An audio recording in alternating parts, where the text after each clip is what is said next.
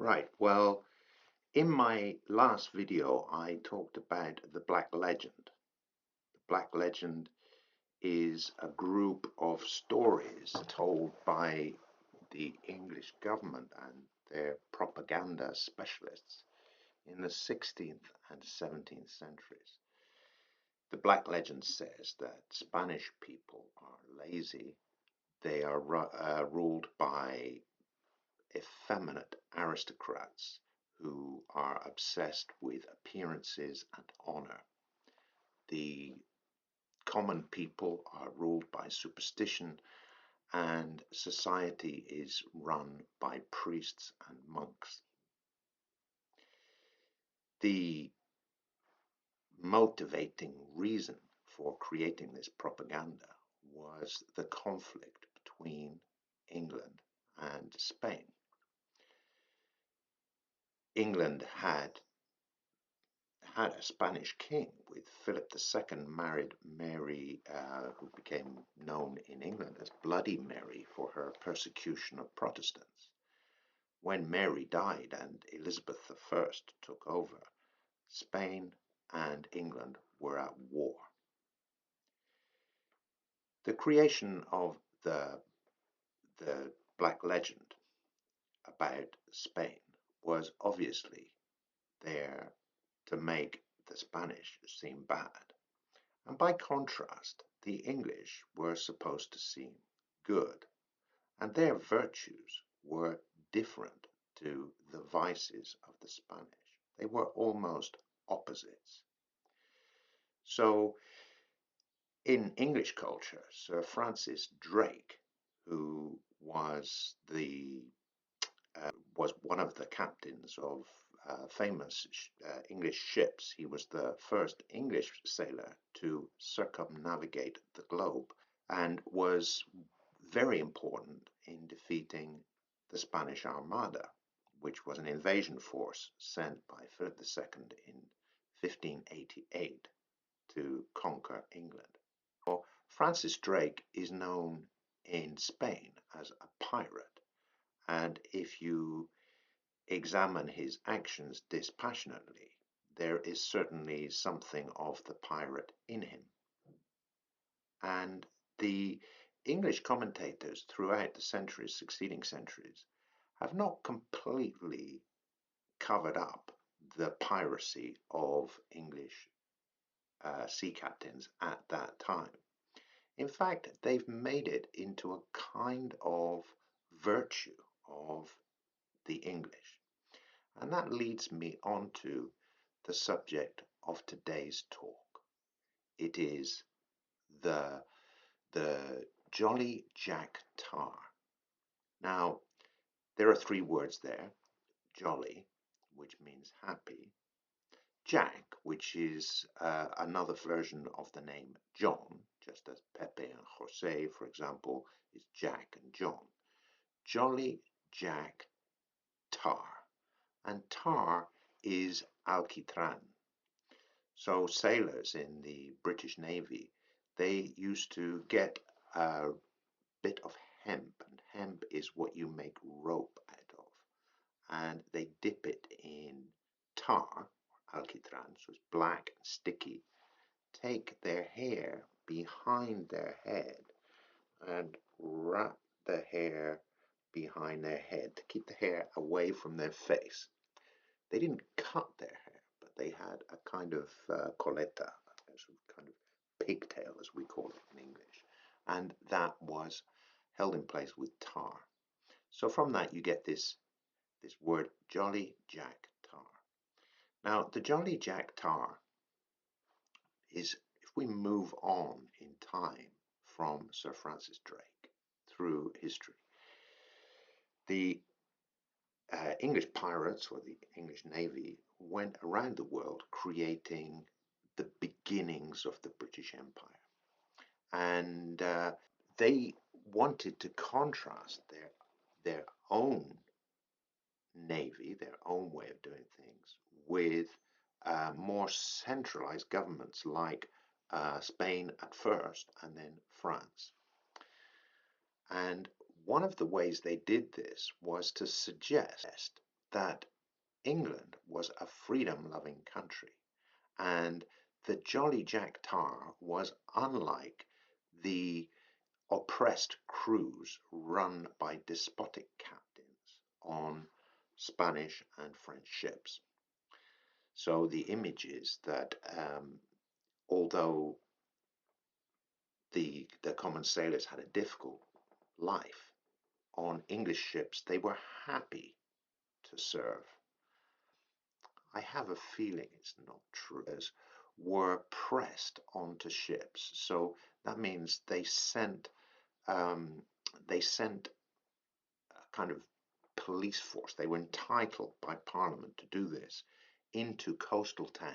So they send this police force. They were armed with big sticks, and they were allowed to go and press people into the Navy. That means they could go through the streets, find somebody hanging around on a street corner, and just grab them, put them on a ship, and say, now you are pressed into service in the Navy. Because they had a shortage of sailors, so they wanted to press people into service. Now, this image, not that image is obviously a kind of servitude, but the other image, the Jolly Jack Tar, it gives you the impression that British and English in particular captains had a different relationship with their crews, and the admirals had a different relationship with their captains, and they prized independence and free thinking. Now, this image of the Jolly Jack Tar is something that I grew up with. When I was a kid, there was a series of comics called Battle Action Weekly. I never bought this comic. It was a small comic like this, uh, except second-hand in jumble sales. Now, jumble sales are places where you buy second-hand stuff, usually arranged by churches. And there'd be big piles of these, and I go there and for a few pennies buy a big stack of these comics and then go and read them at home. Now, these comics, they always had Jolly Jack Tar style heroes, and these heroes follow a pattern, it's a stereotype, and the battle action comics, they generally showed the Second World War. So it was the British soldiers fighting against the Germans or the Japanese. Now the racism was overt. The Japanese, always wore glasses. They were short-sighted. They were short in stature, and they were fanatical in their devotion to the emperor. The Germans, on the other hand, were big and bullish, and they were also fanatical. They followed orders. They were unable to think for themselves. Uh, they were also extremely violent. The English soldier, by contrast, was quite different. Um, so the image you got of the, and I'm going to call him Jolly Jack Tar, even though he's not a sailor, was of usually a lower ranking officer, like a sergeant or something. And that lower ranking officer, he'd always been disciplined. So he'd usually been disciplined for disobedience. But the reason that he'd been disobedient is really important. He was disobedient because his senior officers didn't know as much as he did. So he would go into a conflict and his officer would tell him to do one thing and he would do something else. And he would always save the day. He would be by using his independent free thought. Now, this image of the lower class, not high class, hero who saves the day has consequences throughout English culture. It keeps getting repeated. It's a stereotype that English people like to believe about themselves. For example, Bernard Cornwell wrote a series of books called Sharpe. There's lots of books in the series. There's 12 or more, I don't know. And they made it into a television series as well. And Sharpe is exactly the same as what I've described in these comic books. He was a junior officer. He's a working class man. He's excluded from the posh aristocratic officers club, and he's a free, independent thinker. He knows what he wants, and he's got a good tactical mind. He has a good relationship with the men that he leads, a relationship of tolerance and equality at the best of times. Anyway, in the popular retelling, or the opposite side of the black legend, if you like, English people like to feel that they are common people who've got a good common sense, which the leaders of the country, the politicians and the aristocrats, do not have, and they are the holders of all the virtues of the nation. Now, in my next talk, I'm going to talk about how this relates to an issue that's affected the UK over the past 15 years or so, and that is Brexit.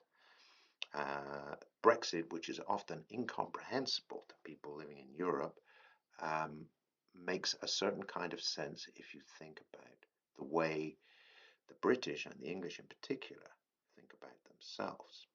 But we'll save that for another time.